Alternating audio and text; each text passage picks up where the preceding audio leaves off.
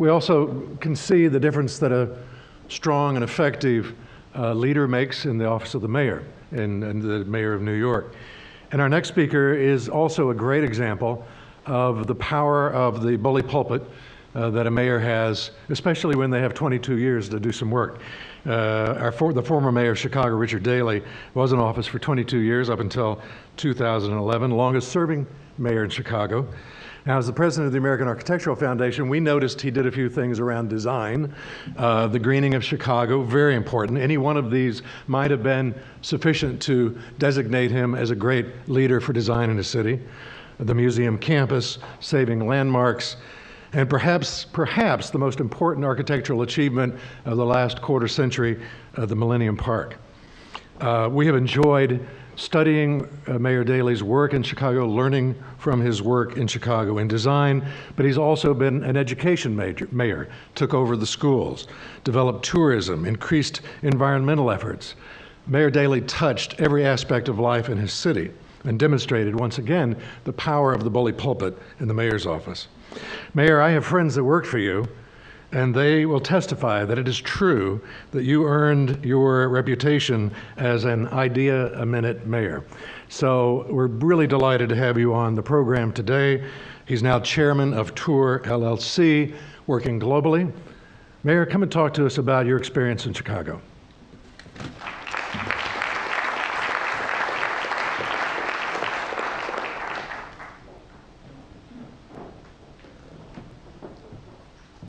Good afternoon. First of all, I want to thank Ron for those kind remarks and City Age for this wonderful forum at New York University. And I'm very proud to be in New York. I'm a great fan of Mike Bloomberg, one of the great mayors of our country, and great leadership and passion and commitment, be able to make decisions and move their city forward. So I had the great privilege of serving the city of Chicago for 22 years. I was state's attorney of Cook County for 10 years and 8 years as a state senator in Springfield. So I loved public life. I enjoyed my entire career with it. And now I'm proud to be part of the University of Chicago, senior fellow at the Harris Public School of Public Policy, working with graduate and undergraduates in regards to issues facing urban areas. I'm executive director of Tour Partners, which is a business-oriented group that does business in Russia and China. Very proud of that. Of counsel for a law firm called Catton. We open offices in China and London. We do work there as a member of the Coca-Cola board. I'm a member of the International Advisory Board of J.P. Morgan. We do global city initiatives looking at the strength and weakness of American city and strength and weakness of global cities and building relationships between cities, and not the national governments are really important. So my whole life I lived in the city. Cities are important because people want to move there, even today, throughout the world. They have ideas, information, goods, and culture to great value and opportunity. And that's why if you go to the rest of the world, the movement of people as compared to Europe and the United States is done in 15, 20, 30 years. Urbanization is taking place so quickly. So I firmly believe that the future belongs to cities, and cities will replace the national governments in economic and political power, and you see that throughout the rest of the world and even here eventually. And the city is not just one region, but it's the entire region. It's not just New York, it is the entire urban area of 3 or 4 states combined.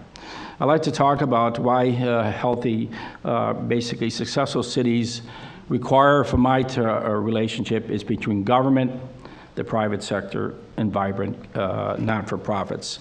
For a healthy and successful city, you need a business community that really is going to work not within themselves, but with the city.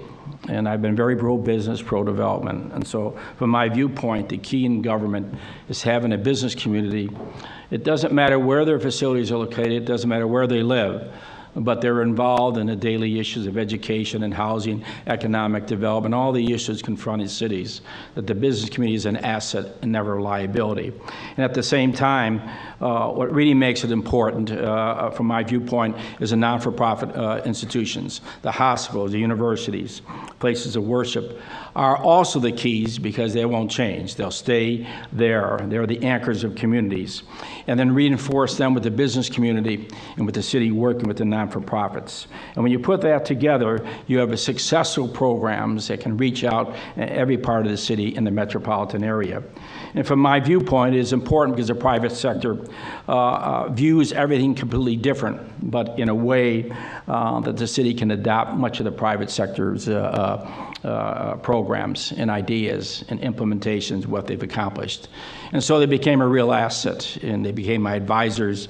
They became part and part of basically improving the quality of life. So the collaboration between government and the private sector is essential if the city is going to survive. And right here, they're doing it. And all other cities now, I just returned from Houston and Dallas and Fort Worth, and the business community is stepping up, just like the business community in Chicago and New York, dealing with private investments in regards to infrastructure projects without being paid back. It's amazing the success they're receiving in both cities. And so that's a future that's going to grow throughout America, and that the cities and the metropolitan areas will be the key. Like anything else, you have to think outside the box. And of course, cities always have to balance their budget. They have to look at things. We leased the Chicago Skyway, very small Skyway, for about $2 billion. We leased the parking meters and the parking garages. We use all the proceeds for human infrastructure. When the federal government was cutting back programs, even with human infrastructure, homeless programs, after-school programs, housing programs, reentry programs, we could use that money over a 5 or 6 year period in the city budget, so that the human side of basically leasing assets could be used and people could see it. At the same time, you use it for hard infrastructure. And most importantly, you could address budget crisis that the federal government created and basic for local governments. And so that, from my viewpoint, is extremely important. And the public-private partnerships are needed not just in the United States, but all over the world. And one of the best public-private partnerships in Ontario, Canada. Canada has one of the best pension funds, both for their pensioners, for the infrastructure projects in Canada. It's one of the most successful programs that I've ever seen, and I hope we in the United States will look at that, what's happening, especially in other countries, in public-private partnerships, which are really important. From my viewpoint, this is essential, that the governments, local governments, and metropolitan governments need money as quickly as possible to face the infrastructure problems. And it's becoming a crisis in America, so we have to look outside the box, and I really believe in public-private partnerships.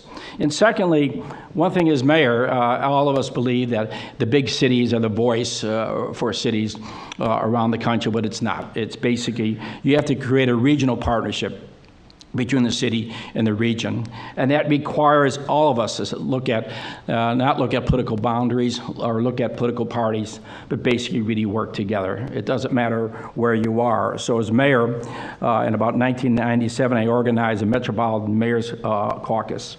And we took about 272 mayors all throughout northern Illinois, about 70% of the Illinois population. We went all the way up to Wisconsin, all the way up to Madison, all the way down to Peoria, all the way down to all the over in northern Indiana.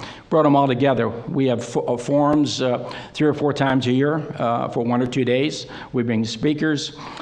We have presidents who every year, it's a new president of the organization. We have executive staff. And what that did is possible is bring us to our state capital. It wasn't a Democrat or Republican. It was all the mayors coming together. We went to Washington, D.C. the same way. And so that really helped us deal with many of the issues confronting us in the metropolitan area of Chicago, and it's still in existence today. It's doing very well. As well as Chicago is like key is the Great Lakes. And what happened is there are 3 different organizations in the Great Lakes. We had one for U.S. mayors, one for mayors in Canada, and St. Lawrence Seaway. We combined all these a number of years ago in 2003 to deal with water quality, invasive species, as well as long-term recreation and industrial value of the Great Lakes and how important water will be in this century. And they're celebrating their 10th anniversary. They have over 100 members of this initiative, and it's the first time this initiative went to both governments. The governments of Canada and the United States, and said, we want to look at the budget of what you're using the money for in the Great Lakes. Full transparency and accountability, and the report back to the mayors. And that is the first time that took place in the Great Lakes. It's very important for us in the United States as well as Canada to really protect the fresh body of water, basically second largest in the world. And like anything else, everyone is a global city. If you have a university, hospital, they're really global. If you look at the people that work there and around the not-for-profits are global as well. So we really stand out as an issue dealing with a global city in the middle part of the country. And I found out that all the cities have the same problems in different degrees. In New York, many things that take place in New York or Chicago or San Francisco can be looked at, can be looked at and maybe adapted in other cities. But I tell cities, keep your own character, keep your own identity. Don't be like anything else. Don't be the Wally Marts of the world. And so it's really important for us to identify that. And as well as the prosperity of a city dealing with sustainability. And I always view that nature can coexist within large urban areas, and that's why I really worked on sustainability dealing with the city of Chicago.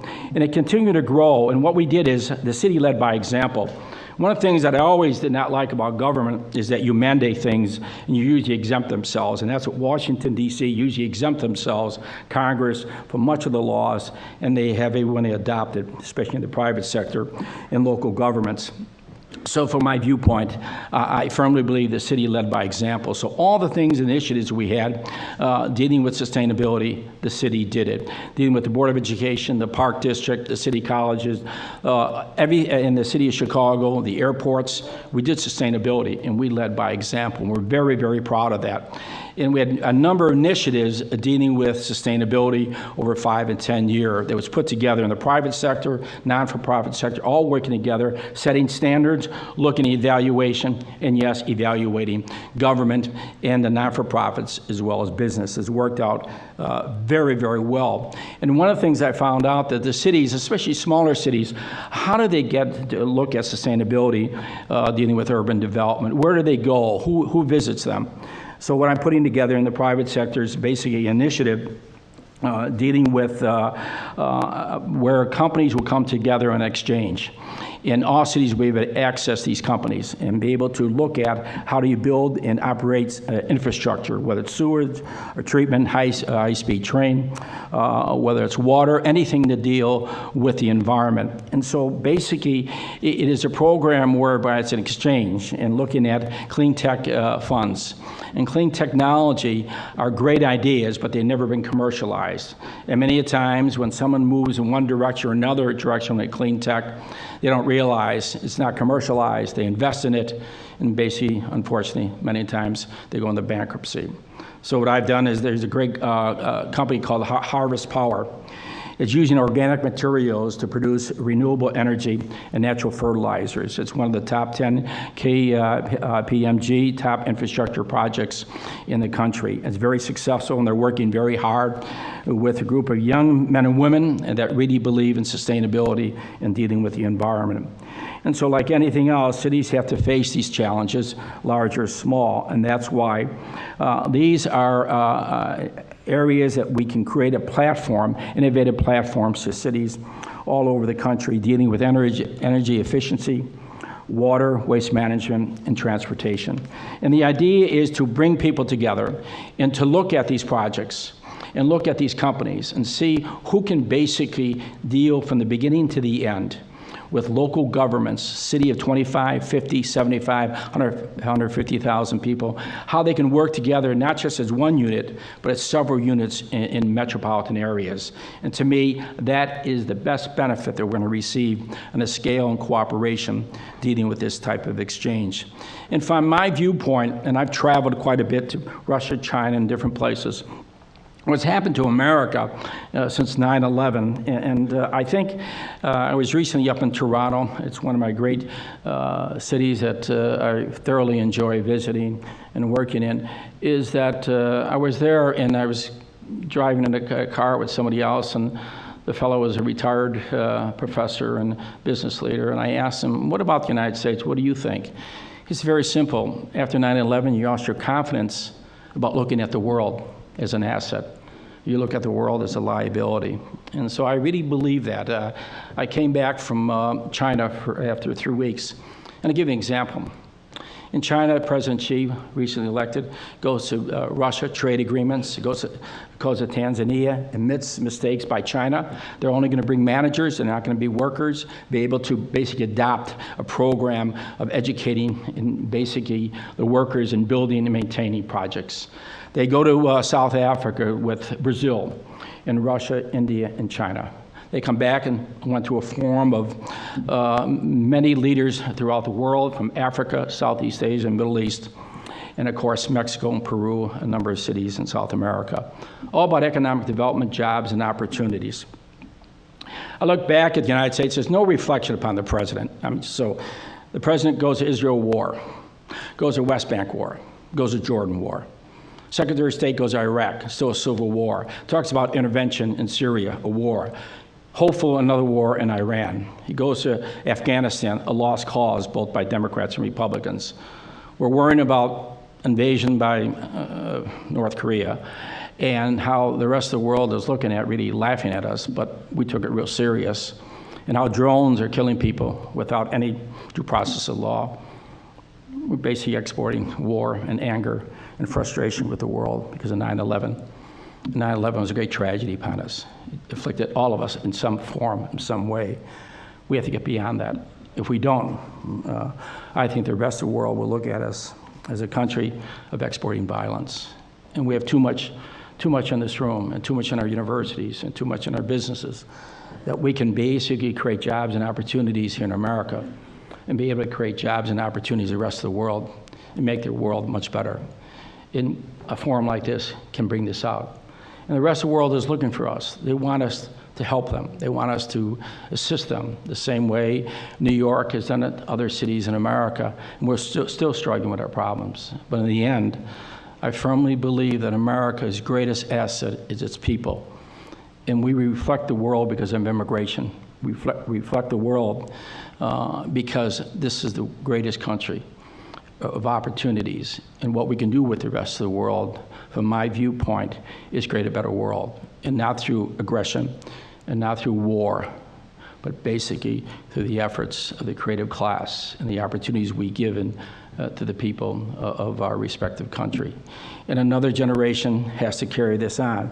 And they're doing it with technology. And what they've done in technology, all of us realizes that this creative class can have a huge effect upon the future of the country and the future of the world. Thank you very much.